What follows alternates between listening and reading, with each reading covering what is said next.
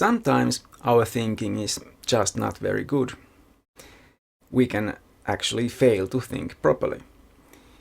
There are many reasons why that might happen, so it is important to know just how we can fail to think correctly. It will help us to avoid bad thinking, and that alone will greatly help us think well, or at least better. Introductions to philosophy typically only cover what are usually called logical fallacies. I will cover them soon in a different video, but first, in this one, I want to look at a different category of causes of bad thinking, known as cognitive biases. They are usually explained in the introductory course to psychology. This being a course on philosophy, you might wonder why. And that is because they are so important to thinking, and philosophy is pretty much all about thinking. So I want to include them here as well. I will now briefly explain 9 common forms of cognitive bias. Let's start with the availability heuristic. Heuristics are so-called rules of thumb. They are easy, quick ways of making decisions without having to think too long. The availability in this heuristic refers to an idea being immediately available to your consciousness. Something you don't have to waste hours trying to come up with. It's basically the first thing that comes to your mind. It's actually quite amazing how quickly people often come to conclusions or form an opinion or even a strong belief. They may be presented with a question or a phenomenon they haven't known about before. It might be that they observe another person's puzzling behavior and therefore have to explain it to themselves at least to understand it. So what they do is they suddenly come up with an idea, something that might perhaps explain what is going on. They have this idea and immediately they begin to believe that this is the correct answer. From something that is available to their consciousness immediately to a belief of what is true. Amazing and really stupid. In order to be justified in believing that anything, the first or the millionth answer is the right one, you need to have good reasons, perhaps including some concrete evidence to back up the claim.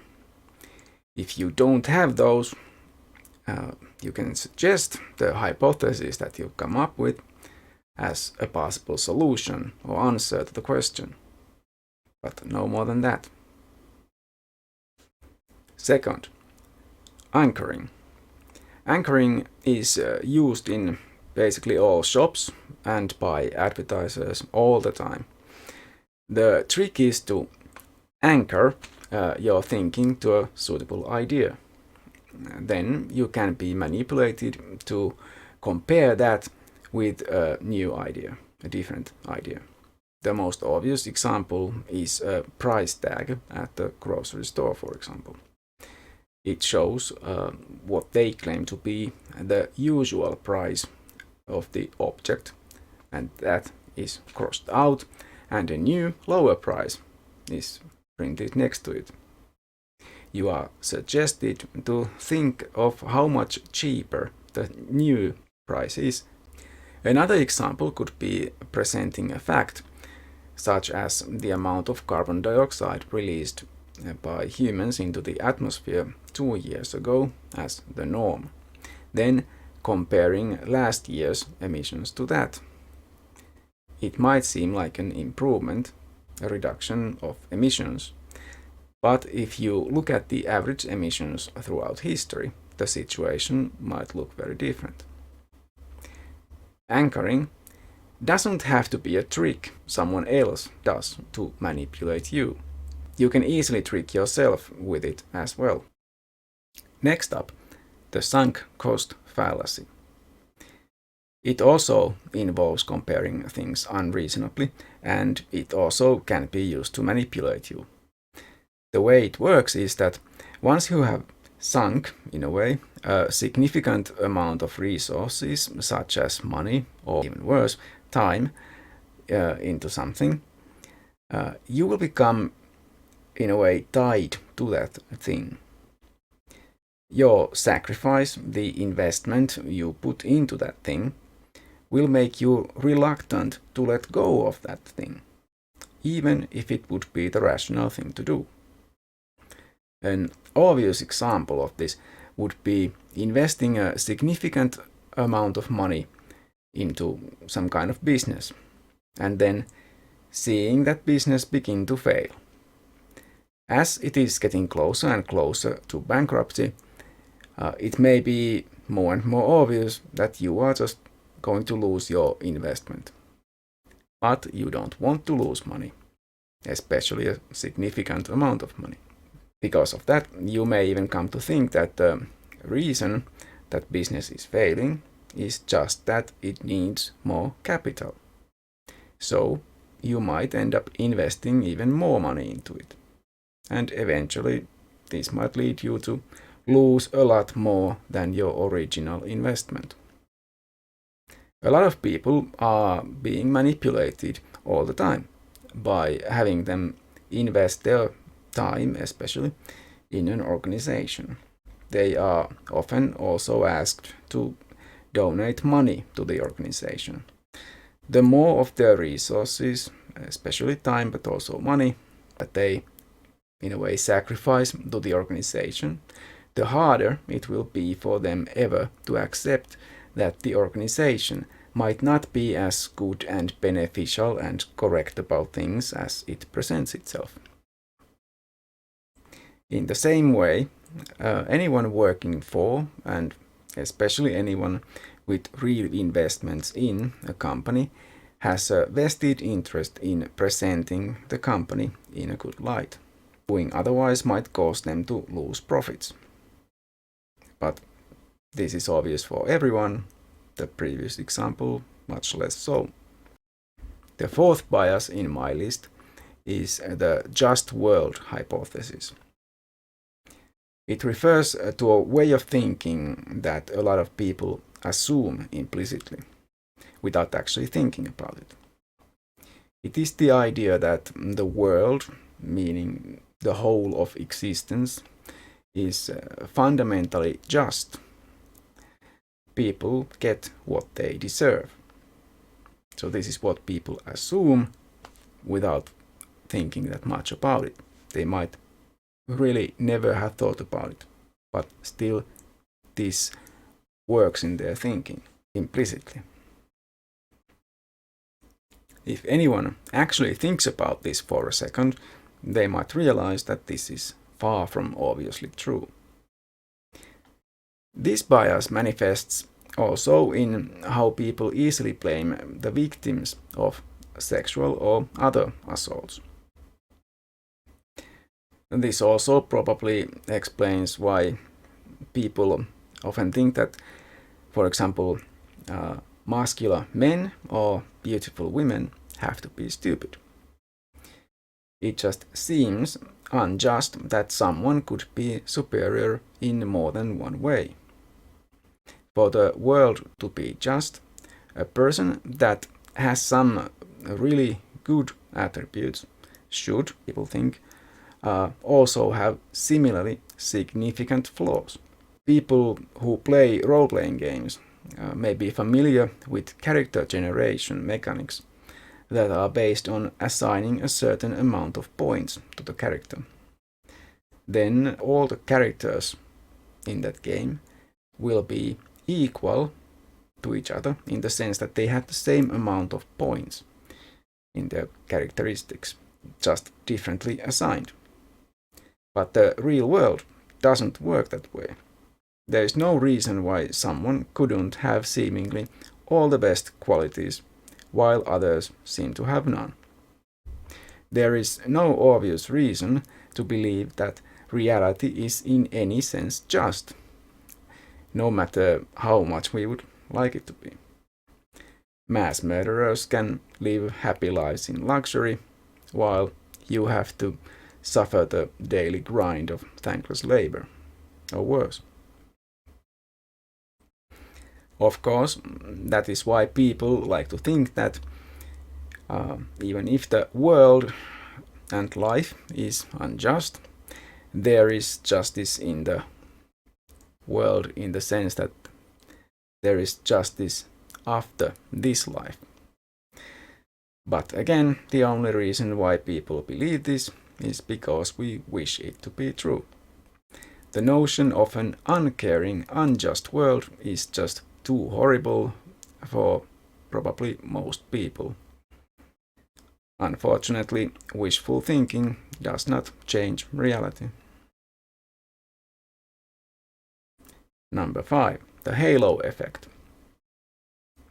The halo effect is a curious phenomenon because in a way it is the opposite of the just world hypothesis.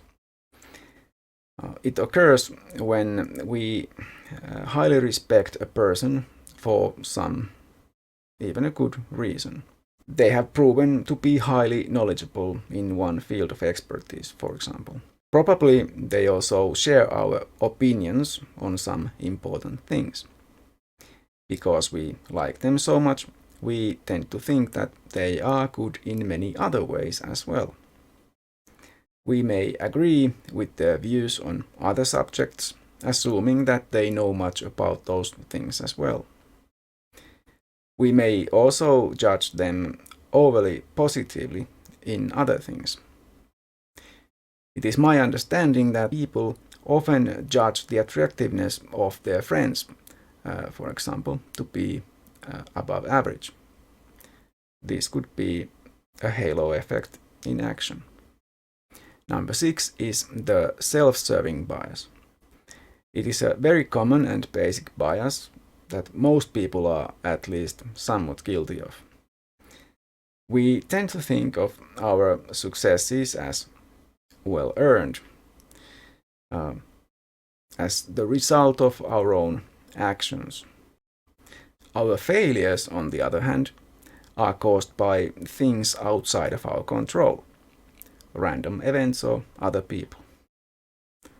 This bias is clearly connected to the fundamental attribution error, which is next. So the fundamental attribution error works like this. We do not judge ourselves and other people the same way. If we fail at something, we are very good at recognizing the reasons for our failure that were external to ourselves. Maybe you flunked your exam because you had a headache. Perhaps you couldn't sleep properly because there was some noise. Or there was bad weather, or the sun was in your eyes, or whatever. Whether those reasons for failure are what actually caused you to fail or not, you are very good at finding them. But if someone else fails at the same or similar thing, you will much more easily think it is because of their internal quality or lack thereof. In short, you fail because everything is stacked against you unfairly. But others fail because they are stupid or lazy or ignorant or whatever. So this is the fundamental attribution error. It makes us attribute other people's behavior or their successes or lack of success to their personality, motivation, or other internal qualities, ignoring external situational factors. We are much more keenly aware of those external factors when it comes to explaining our own behavior, especially successes and failures. It is easy for us to see others as responsible for what happens to them while avoiding blaming ourselves. It is not necessarily bad, especially for your mental health, to avoid blaming yourself for every failure. Indeed, it is good to be merciful to yourself that way, as long as you don't take it too far. But you should be even more merciful toward others because you are likely to be biased against them, and so should try to counter that bias with mercy. Number 8. Confirmation bias. Another very common bias leads us to seek only the kind of information that we already agree with. You may have come across this phenomenon if you have ever debated others online. If you believe something and you need to look up information about that something, you are likely to look for information confirming what you believe. If you come across information that contradicts your beliefs, you are likely to ignore them. They are just fake news. You may eagerly accept the first source that agrees with your opinion, or at least seems to do so. You might even assume that the article supports your view without reading it properly. In order to overcome this bias and avoiding all the awkward possible results of failing to do so, you should look for more than one source, and you should read your sources properly to see what the views they actually support are. Use proper source criticism and try to find out what the expert consensus is. If you want to hold an opinion that goes against that consensus, you'd better have good justification for doing so. Finally, number 9, overestimating one's own abilities. People are notoriously bad at assessing their knowledge or skills. This kind of evaluation is called a metacognitive skill. Probably the most commonly mentioned example of this failure is the belief most drivers have that they themselves are better than average at driving a car. Clearly, only some of them, at best, can be right, simply because of what the term average means. You may have heard of the Dunning-Kruger effect. Dunning and Kruger are psychologists who suggested that people with low levels of expertise or skill overestimate their abilities, or at least tend to do so, while highly skilled people are much better at this metacognitive skill. The highly skilled are more likely to humbly underestimate themselves. It seems that this is currently unclear whether this effect is real or not, but I think it's fairly safe to say that most people do not have a realistic understanding of their own skill level or how well they know something. As a teacher, I have sometimes used metacognitive features in the exams I have given my students, just to see how good they are at self-evaluation. And it seems that they pretty much always are overconfident. The takeaway here is that you are likely to be overconfident as well. At least if you have a childishly high self-esteem and think you're great at something, the odds are that you are practically delusional. Humility would be a good thing. It would perhaps make you a more pleasant person, but importantly, it would bring you closer to the truth as well. So this video has been about cognitive biases, and the next video will be about logical fallacies. See you then.